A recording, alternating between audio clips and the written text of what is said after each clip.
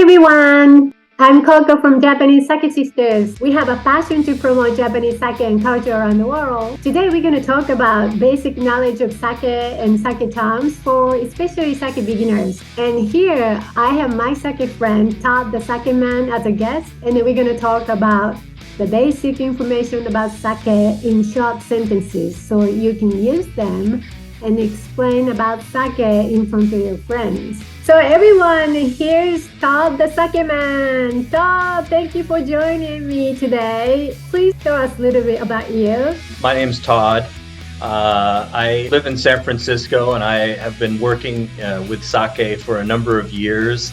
Many years ago now, I started as a real sake fan and sake aficionado, and I started learning about sake. I came from a wine background where I had some experience with wine, but when I first discovered sake, my first thought was, what is this? What is this made of? How did they make this? This is incredible. It has the aromatic qualities of maybe a wine, but it has like the body and subtlety. So I thought to myself, I need to learn more. I need to know more about this. So I went on a journey of discovery that led me to going to Japan to learn about sake and visit sake breweries and study with my sake sensei, John Gottner, and then eventually got a job working with sake.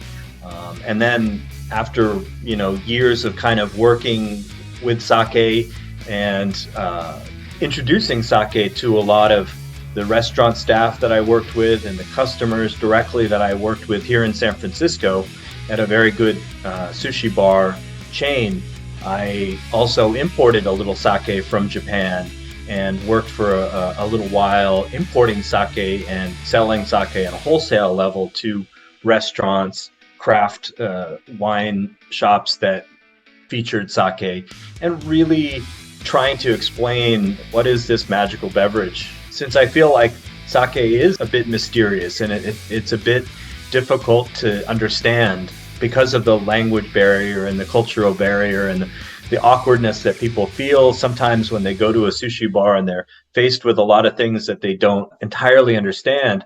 I wanted to take that mystery out of sake and really explain to people what it is and why you should enjoy it. What are the different things that you might expect in a premium sake? So I'm going to ask a lot of questions then so that you can explain and then, in simple sentences so that, people can comfortably talk about sake. So what is sake made out of? So sake, put very simply, is a fermented beverage brewed from rice. People often start with, what is sake and what is it made from? Well, it's a fermented beverage that's brewed from rice, water, and it has a couple microorganisms to help that fermentation process. The two that are specifically used with sake producing are yeast, same kind of yeast that they make to make beer and bread and wine, but also the sake is produced using a cultured mold called aspergillus or koji-kin. And koji-kin, which is the mold that is used to ferment sake, is a specific mold that they use to convert the starch in the rice into sugar so that the yeast can convert the sugar into alcohol and carbon dioxide. So you can think of sake brewing as a multiple parallel fermentation where the koji fermentation happens and the yeast fermentation happens kind of at the same time, all in the same tank.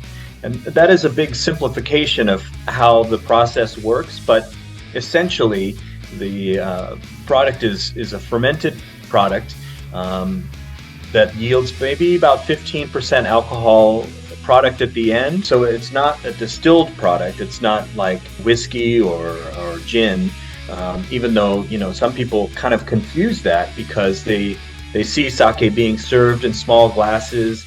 They sometimes aren't aware of what is this thing. Well, it's at the end of the day, it's more like a wine because it's about 15% alcohol. It has similar sort of aromatic complexity, and it can be enjoyed much like a wine can be. But it's also different from wine and beer because of this multiple parallel fermentation and the koji fermentation. I should mention also that koji is a very common fermentation that's used to make soy sauce and to make miso in Japan, and then used in other fermentations across Asia. It developed many centuries ago. It's a very old traditional craft beverage. In fact, I consider it Japan's most traditional alcoholic beverage. I mean, Japan has many wonderful craft alcoholic beverages, including beer and shochu and even some wine nowadays. But sake is special because it's kind of just the most traditional beverage. It's also very modern in its approach nowadays. There are a lot of modern or cutting edge kind of techniques that are used. So that's what I really appreciate about sake is it's a blend of very traditional brewing practices and breweries that have existed for centuries or maybe many generations, and also a modern approach. There's almost 1,000 breweries in Japan. Every single prefecture brews a little sake.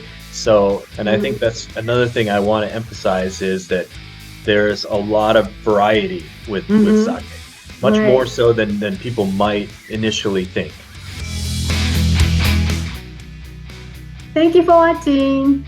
Todd the Sakeman and I continue to talk about more sake information and sake terms.